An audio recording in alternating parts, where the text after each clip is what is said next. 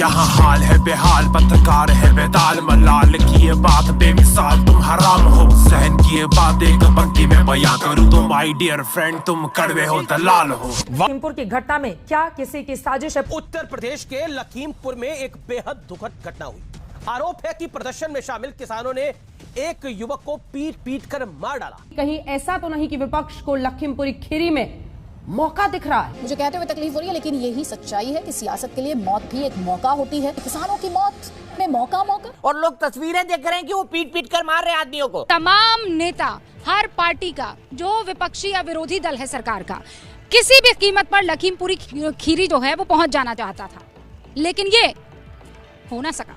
अखिलेश यादव को आप लोग रोकते हैं, प्रियंका गांधी वाड्रा को आप लोग रोकते हैं। प्रियंका गांधी वाड्रा झाड़ू लगा रही है कमरे के अंदर।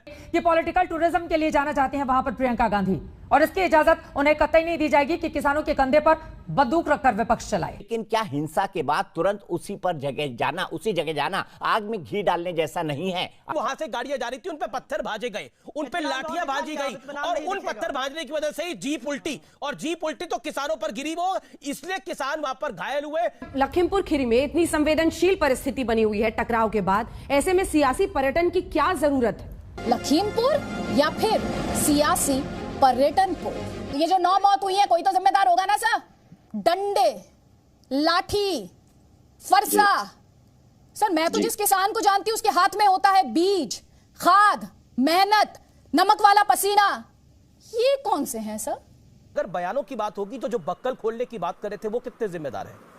आखिर मौत पर सिलेक्टिव सन्नाटा क्यों फैलाया जाता है? सोचिए। बधाई बधाई योगी जी, आपको बहुत बहुत बधाई। नमस्कार, मैं रवीश कुमार। फिर आ गए सब राज्य खुश है। हाँ, तेरे को क्या लगता था कि नहीं लौटेंगे? गलत। जब तक तोड़ेंगे नहीं तब तक छोड़ेंगे। बहुत लंबा दंगल चलेगा रे तोर हमारा। जब कई साल से गोदी मीडिया विपक्ष को रोकने में लगा ही हुआ है, तब फिर यूपी प्रशासन क्यों विपक्ष को रोकने के लिए इतनी मेहनत करता रहा? जिस पुलिस और कानून व्यवस्था को काम करने देने के नाम पर विपक्ष को रोका गया, उसका कुछ रिकॉर्ड शुरू में बता देता हूं। बलात्कार के एक मामले में बीजेपी के पूर्व विधायक कुलदीप सिंह सेंगर को लेकर कौन सी कानून व्यवस्था किस तरह से काम कर रही थी, आप फिर से उस स्टोरी को सर्च कर लीजिए। गोरखपुर में मनीष गुप्ता की हत्या के संबंध में मुआवजे और नौकरी का ऐलान तो हो गया, लेकिन अभी तक पुलिस ने 6 पुलिस वालों को गिरफ्तार नहीं किया है। पिछले साल उसी गोरखपुर की पुलिस के एक सब इंस्पेक्टर और 2 सिपाहियों ने सराफा व्यापारियों से 35 लाख का सोना चांदी लूट लिया था। 3 पुलिस वाले गिरफ्तार हुए थे। पिछले 1 साल से महोबा का पूर्व एसपी आईपीएस मणिलाल पाटीदार फरार है। उस पर बिजनेसमैन इंद्रकांत त्रिपाठी की हत्या का आरोप है। इसके बाद भी गोदी मीडिया के कारण मुमकिन है कि कई लोगों को विपक्ष का इस तरह से रोका जाना गलत नहीं लगा होगा। ऐसे लोगों को अब गलत लगता ही नहीं है। आज गांधी होते और चंपारण जा रहे होते तो गोदी मीडिया के एंकर गांधी को भी आतंकवादी बता रहे होते और कह रहे होते कि गांधी जी दक्षिण अफ्रीका से आकर चंपारण राजनीतिक पर्यटन करने जा रहे हैं। किसानों के पास गांधी चलकर नहीं गए होते तो आजादी की लड़ाई में महत्वपूर्ण मोड़ आता ही नहीं। अगर वल्लभ भाई पटेल बारदोली सत्याग्रह में किसानों के बीच नहीं गए होते तो वहां की महिला किसानों ने उन्हें सरदार नहीं कहा होता। गोदी मीडिया ने आपकी नजरों में लोकतंत्र की हत्या की प्रक्रिया पूरी कर दी है। क्यों मार रहे हो भैया? उन्हें सांसद है वो, सुप्रीम कोर्ट में ले जाएंगे आप लोगों को। ये क्या तरीका, आप सांसद के साथ ये बिहेव करोगे? भैया छोड़ो उनको। बैठेंगे मैडम के साथ बैठेंगे, तमीज से करिए काम। आज मैं जो प्रियंका जी पे हाथ उठाया, किस आधार पे, क्या गलती है इनकी? क्यों हाथ उठाया? मैंने देखा। इनमें से कोई गांधी नहीं है न सरदार है, लेकिन जिस तरह से पुलिस ने राज्यसभा के सांसद दीपेंद्र हुड्डा को धक्का दिया, उसमें आपको विपक्ष का पर्यटन दिखा या प्रशासन का पतन? यह धक्का दीपेंद्र हुड्डा को नहीं, देखने वालों को दिया गया है, ताकि आप समझ लें कि विपक्ष मंजूर नहीं है। यार यहाँ से सामने हटो। ठीक इसी तरह से पिछले साल इसी वक्त हाथरस में तृणमूल के सांसद डेरेक ओब्रायन को धक्का दिया गया था। तृणमूल के सांसद हाथरस की पीड़िता के घर जाना चाहते थे, जिसके शव का अंतिम संस्कार पुलिस की सुरक्षा में रातों रात कर दिया गया था। पीड़िता के शव को उसके घर के आंगन में ले जाने की इजाजत नहीं दी गई। हाथरस पहुंचने के क्रम में यूपी पुलिस ने राहुल गांधी को धक्का देकर गिरा दिया था। क्या यह किसी भी तरह से राजनीतिक पर्यटन का मनोरम दृश्य कहा जा सकता है? उस वक्त राहुल गांधी और प्रियंका को रोकने के लिए धारा 188 लगी थी और आपदा प्रबंधन एक्ट का सहारा लिया गया था। कानून है इस देश में, तुम्हारे प्रदेश में नहीं होगा, इस देश में कानून है। प्लीज कुछ नहीं, तुमने मुझे धकेल के दो। उसी तरह से प्रियंका गांधी को लखीमपुर खीरी जाने से रोका जाने लगा। पिछले साल जो हाथरस था, इस साल लखीमपुर खीरी है।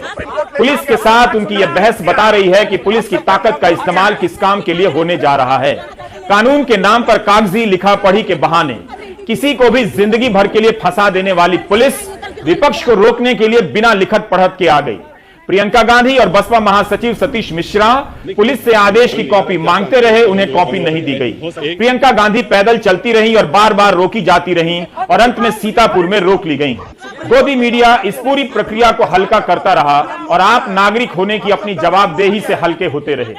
एक बोगस तर्क को स्वीकार करते रहे कि विपक्ष राजनीतिक पर्यटन कर रहा है। दरअसल पर्यटन ये लोग कर रहे थे जब विदेशी सांसदों को भारी सुरक्षा के बीच श्रीनगर में घुमाया गया।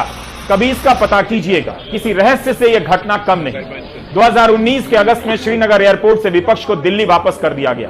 वे देसी होकर कश्मीर नहीं जा सके, ये विदेशी होकर कश्मीर घूमते रहे। जब भी आपके भीतर विपक्ष मारा जाएगा, विदेशी घूमने आएगा। कश्मीर में विपक्ष के नेता साल साल भर नजरबंद किए गए और सरकार की तरफ से झूठ बोला जाता रहा। यूपी में इस मामले में झूठ बोलने की जरूरत भी नहीं है। सुबह सुबह अखिलेश यादव के घर के बाहर की यह तस्वीर बता रही है कि विपक्ष किसकी कृपा पर है। यह कोई सामान्य दृश्य नहीं है। पहली बार विपक्ष यहां नहीं रोका गया है, घर के बाहर यह ट्रक लगा दिया गया है। इसे देखते ही आपको यह दृश्य याद आ जाना चाहिए। बड़े बड़े कंटेनर जब पिछली सर्दियों में किसानों को रोकने के लिए लगाए गए थे, कम से कम यह बड़ी बड़ी नुकीली कीलें तो याद आ जानी चाहिए, या फिर कटीली तारें जिनके सहारे किसानों को दिल्ली में घुसने से रोका गया। सपा नेता अखिलेश यादव को हिरासत में ले लिया गया। भीम आर्मी के चंद्रशेखर रावण को भी रोका गया, लेकिन वे लखीमपुर खीरी पहुंच गए। टोल के नाके पर दौड़ते भागते जयंत चौधरी को आप पर्यटन करते नहीं देख रहे हैं, बल्कि वही करते हुए देख रहे हैं जो एक नेता को लोकतंत्र में करना ही चाहिए। जहां किसानों की हत्या हुई है वहां जाना ही चाहिए। पैदल जाना चाहिए या नंगे पांव जाना चाहिए। यह पर्यटन नहीं है, बल्कि राजनीति में होने का यही मतलब है।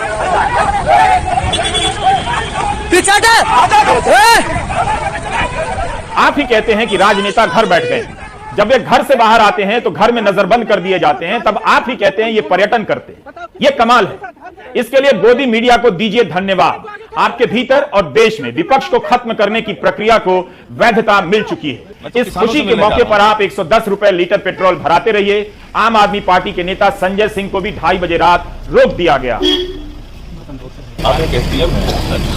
आपने अधिकारी है, कुछ कारण बताएंगे। मैं एक सांसद हूँ, शोक संवेदना व्यक्त करने जा रहा हूँ। अपराध क्या है, किस धारा में अपराध है, बता दीजिए। सर, गेस्ट हाउस में जाना कोई बात नहीं है। नहीं, गेस्ट हाउस में जाना नहीं है। मैं तो जा रहा हूँ किसान जो मारे गए हैं उनमें शोक संवेदना व्यक्त करने।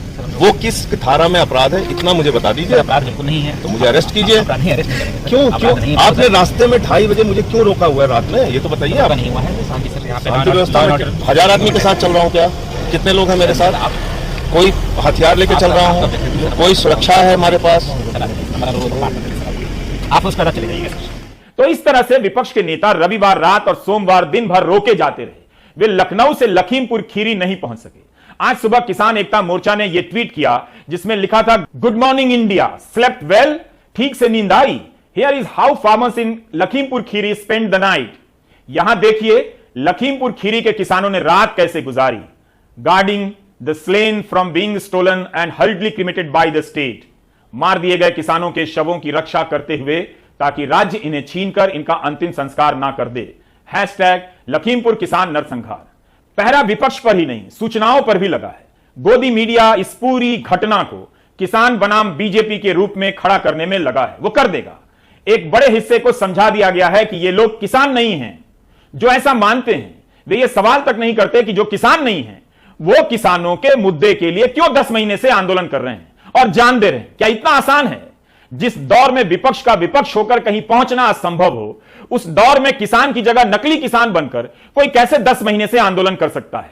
अगर यह किसान नहीं है तो फिर सरकार ने 22 जनवरी से पहले तक किससे बात की थी? यूपी के ही ये दोनों अखबार। अमर उजाला लिखता है, कि किसानों को केंद्रीय मंत्री के बेटे की गाड़ी ने कुचला, संघर्ष, 8 मरे।